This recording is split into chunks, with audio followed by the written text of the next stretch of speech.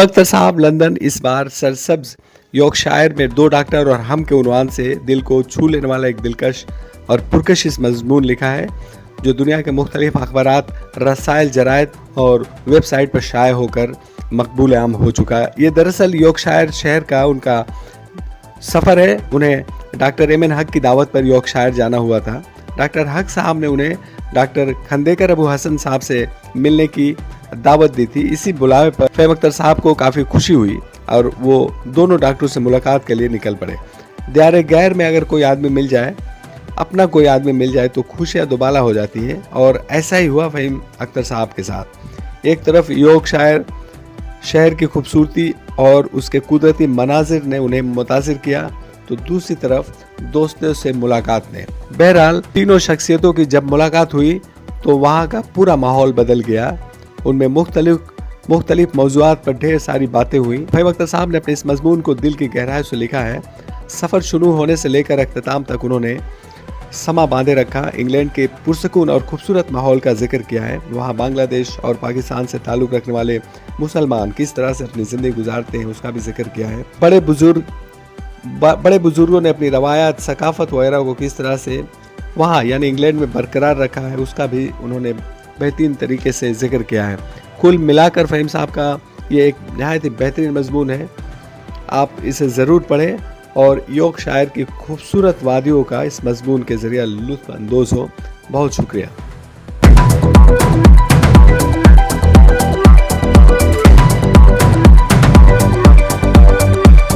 फहीम अख्तर साहब लंदन ने इस बार सरसब्ज यॉर्कशायर में दो डॉक्टर और हम के उन्वान से एक शानदार दोस्ताना मजमून लिखा है जिसे आप एक बार ज़रूर सुनें और अपने दोस्तों में शेयर कर दें ताकि वो भी इससे इस्तेफादा करें। फहीम अख्तर साहब लंदन ने अपने ताज़ा तरीन मजमून में लिखा है, मुझे बचपन ही से नए मकामात देखने, मुख्तलिफ तहजीबों से वाकिफ़ होने और नए लोगों से मिलने का बेहद शौक़ रहा है। मेरा हमेशा ये यकीन रहा है कि हर सफ़र इंसान को सिर्फ एक नई मंजिल तक नहीं पहुंचाता बल्कि उसे नए तजुर्बात, नई सोच और नई दोस्तियों से भी रोशनास कराता है।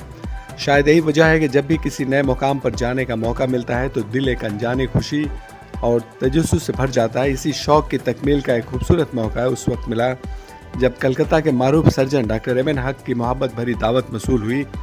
उन्होंने यॉर्कशायर के इलाके मैनस्टून में क़याम पजीर Mumtaz orthopaedic surgeon doctor खंदेकर Abu Hasan से मुलाकात की दावत दी। ये महज एक सफ़र नहीं था बल्कि इल्म, दोस्ती, यादों और खूबसूरत मनाजिर से भरपूर चंद ऐसे दिन थे जो हमेशा जहनों के दरीचों में रोशन रहेंगे। हफ्ता 27 जून की सुबह हम लंदन के मारूफ किंग्स क्रॉस स्टेशन से ट्रेन पर सवार हुए। तकरीबन 3 घंटे का सफ़र इंग्लैंड के दही हुस्न से लुत्फ़अंदोज़ होते हुए तय हुआ। खिड़की के बाहर सरसब्ज खेत, नरम ढलवाने, छोटे छोटे देहात और दरख्तों की कतारें और यॉर्कशायर की दिलकश वादियाँ मुसलसल हमारी तवज्जो अपनी जानिब खींचती रही। लीड्स पहुंचने पर डॉक्टर खंदेकर अबू हसन खुद इस्तकबाल के लिए मौजूद थे। वहां से एक और ट्रेन के जरिए हम मैनस्टून पहुंचे, फिर उनकी गाड़ी में सवार होकर होटल हेलोन रवाना हुए। पूरे रास्ते डॉक्टर खंदेकर अबू हसन की शगुफ्ता गुफ्तगू, उनकी तिब्बी तजुर्बात, कलकत्ता की यादें और बरतानिया में गुजरे तवील अरसे के दिलचस्प वाक़यात सफ़र को मज़ीद खुशगवार बनाते रहे। डॉक्टर खंदेकर अबू हसन ने कलकत्ता नेशनल मेडिकल कॉलेज से MBBS और इंग्लैंड से FRCS की डिग्री हासिल की। वो एक सीनियर रिटायर्ड ऑर्थोपेडिक सर्जन है जिन्होंने अपनी पूरी अमली ज़िंदगी तिब के शोबे के लिए वक्फ कर दी। होटल हेलोन नहायत पुरसुकून माहौल में वाक़ा था। उसके करीब वसी और अरीज़ गोल्फ ग्राउंड अपनी सरसब्जी, खामोशी और खूबसूरती के बायस दिल को बेहद भाया। शाम के वक्त वहाँ चलकदमी करते हुए यूँ महसूस होता था जैसे फितरत अपनी तमाम तर रहनाइयों के साथ इंसान को अपने दामन में समेट रही हो। ठंडी हवा, सब्ज़ा परिंदों की आवाज़ें, दूर तक फैले मनाजिर देर तक जहन पर नक्श रहे। हफ्ते की शाम मैनस्टून के बम्बू मुंबई विलेज रेस्टोरेंट में लजीज हिंदुस्तानी खानों से लुत्फ़ अंदोज़ हुए, जबकि एतवार को लीड्स के एक पाकिस्तानी रेस्टोरेंट में रवायती पाए और गरम गरम नान ने दियारे गैर में अपने वतन की खुशबू ताज़ा कर दी। डॉक्टर खंदेकर अबू हसन का ताल्लुक मगरबी बंगाल के तारीखी शहर मुर्शिदाबाद के करीब वाक़ा सालार से है। गुफ्तगू के दौरान मालूम हुआ कि उन्होंने अपनी इब्तदाई तालीम मौलाना आज़ाद कॉलेज कोलकाता से भी हासिल की थी। मेरे लिए ये गैर मामूली خوشی کا لمحہ تھا کیونکہ میں بھی اسی عظیم درسگاہ کا طالب رہا ہوں اور وہاں جنرل سیکرٹری منتخب ہونے کا اعزاز حاصل کر چکا ہوں۔ یوں محسوس ہوا کہ برسوں کا فاصلہ چند لمحوں میں سمٹ آیا ہو۔ دوران گفتگو ڈاکٹر کھندیکر ابو حسن نے اپنی زندگی کا ایک ایسا پہلو بھی نہایت دردمندی سے بیان کیا جس نے مجھے بہت متاثر کیا۔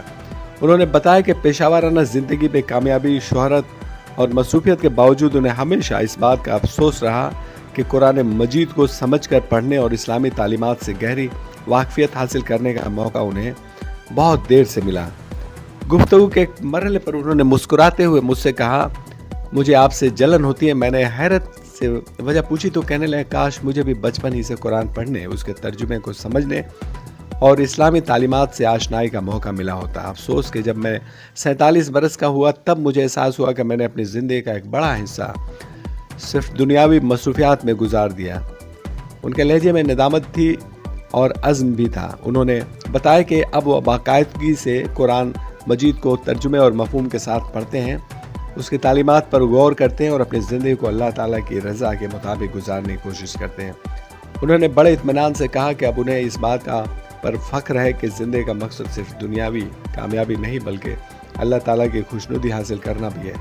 ان کی یہ بات میرے دل پر گہرا اثر چھوڑ گئی کہ انسان کے لیے ہدایت کا دروازہ جب بھی کھلے وہی اس کی حقیقی کامیابی کا آغاز ہوتا ہے۔ اس پورے سفر میں ڈاکٹر ایمن حق کی محبت، خلوص اور خوش مزاجی ہر لمحہ نمایاں رہی۔ وہ خود بھی اس مختصر سیاحت اور ملاقات سے بہت خوش تھے۔ ہماری گفتگو میں تاریخ، کلکتہ کی یادیں، برطانیہ کی زندگی اور سماجی موضوعات شامل رہے جس نے اس سفر کو صرف ایک تفریحی دورہ نہیں بلکہ ایک علمی اور فکری نشست بھی بنا دیا۔ اس سفر میں ڈاکٹر ایمن حق کی شخصیت کا ایک اور روشن پہلو بھی میرے سامنے آیا۔ ڈاکٹر ایمن حق کی شخصیت صرف ایک کامیاب سرجن تک محدود نہیں بلکہ وہ طب، تعلیم، سماجی خدمت اور ملی سرگرمیوں کا ایک روشن استعارہ ہے۔ وہ ایک سینئر جنرل لیپروسکوپی سرجن اور لیزر پروکٹولوجسٹ ہیں اور کلکتہ کے معروف جی ڈی ہسپتال اینڈ انسٹیٹیوٹ میں شعبہ سرجری کے سابق ایمرسٹین سربراہ رہ چکے ہیں، جبکہ اسلامیہ ہاسپٹل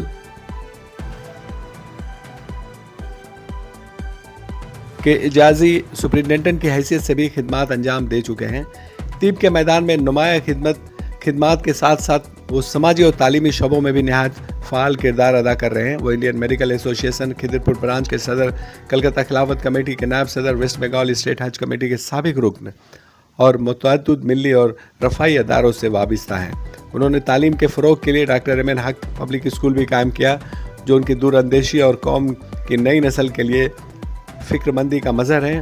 ان کی شخصیت میں ایک کامیاب معالج، دردمند سماجی کارکن، مخلص قائد اور اردو زبان و ادب سے محبت کرنے والے سابق ذوق انسان کی تمام خوبیاں یکجا نظر آتی ہیں۔ یہی وجہ ہے کہ وہ طبی حلقوں کے ساتھ ساتھ سماجی اور علمی دنیا میں بھی بہت احترام کی نگاہ سے دیکھے جاتے ہیں۔ تاہم گفتگو کے دوران ان کے لہجے میں ایک درد بھی نمایاں تھا۔ انہوں نے افسوس کا اظہار کیا کہ بعض افراد ذاتی مفادات، انا پرستی اور گروہی سیاست کو اجتماعی مفاد پر ترجیح دیتے ہیں، جس کے باعث نہ صرف فلاحی اداروں کی کارکردگی متاثر ہوتی ہے بلکہ قوم و ملت کی نیک نامی کو بھی نقصان پہنچتا ہے۔ ڈاکٹر حق کا خیال تھا کہ اگر اخلاص، دیانت اور باہمی اتحاد کو فروغ دیا جائے تو ہماری سماجی اور مذہبی تنظیمیں معاشرے میں کہیں زیادہ مؤثر کردار ادا کر سکتی۔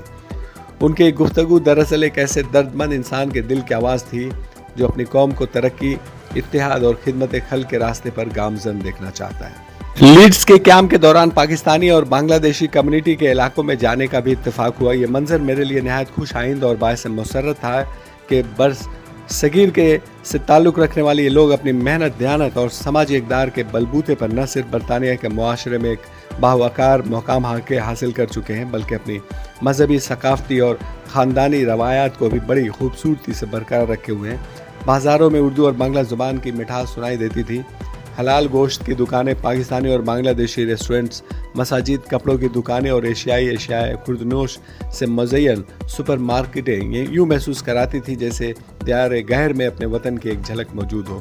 سب سے زیادہ خوشی اس بات کی ہوتی ہے کہ کمیونٹی کے افراد پرامن، خوشحال اور باوقار زندگی گزار رہے ہیں۔ ان کے بچوں کو تعلیم کے بہترین مواقع میسر ہیں، نئی نسل اعتماد کے ساتھ آگے بڑھ رہی ہے اور بزرگ اپنی ثقافت اور مذہبی شناخت کو سنبھالے ہوئے ہیں۔ یہ منظر اس حقیقت کا زندہ ثبوت تھا کہ محنت، تعلیم اور قانون کی پاسداری انسان کو دنیا کے کسی بھی کونے میں عزت اور کامیابی سے ہمکنار کر سکتی ہے۔ کچھ سفر نقشے پہ طے ہوتے ہیں اور کچھ دل کے اندر منزل تک پہنچنا تو ہر مسافر کا نصیب ہوتا ہے، مگر یادگار سفر وہی بنتا ہے جو راستوں، مناظر اور انسانوں کے دل میں ہمیشہ کے لیے بسا دے۔ یارکشائر، لیڈز اور مینسٹون کا یہ مختصر سفر بھی میرے لیے ایک ایسا ہی ایک تجربہ تھا۔ ٹرین کی کھڑکی سے گزرتے ہوئے سبززار خاموش دیہات، آسمان سے باتیں کرتے درخت، خوشگوار موسم، پرخلوص دوستوں کی رفاقت اور علم و محبت سے لبریز گفتگو نے ہر لمحے کو ایک نئی تازگی عطا کی۔ یوں محسوس ہوتا تھا کہ ہم صرف میلوں کا سفر نہیں کر رہے بلکہ یادوں کی ایک ایسی شاہراہ پر گامزن ہے جہاں ہر موڑ پر ایک نئی کہانی ہمارا انتظار کر رہی ہے۔ لندن واپسی کے وقت دل یہی سوچتا رہا کہ زندگی میں بعض سفر اپنی مدت کے اعتبار سے مختصر ہوتے ہیں، مگر ان کی یادیں عمر بھر انسان کا ساتھ دیتی ہیں۔ یارکشائر کی سرسبز وادیاں، لیڈز کی رونق، مینسٹون کی خاموش خوبصورتی، ہوٹل ہیلون کی پرسکون فضا، گولف گراؤنڈ کی شامیں، دوستوں کی بے تکلف محفلیں اور ڈاکٹر کھندیکر، ابو حسن اور ڈاکٹر ایمن حق کی محبت بھری میزبانی ہمیشہ دل میں زندہ رہے گی۔ یہی حسین یادیں زندگی کا وہ قیمتی سرمایہ ہے جو وقت گزرنے کے ساتھ مزید قیمتی ہوتی چلی جاتی ہے۔ بہت شکریہ، اسے ایک بار آپ ضرور پڑھیں اس مضمون کو، اور اپنے دوستوں میں اسے شیئر کر دیں تاکہ وہ بھی اس سے فائدہ حاصل کر سکیں۔ بہت بہت شکریہ۔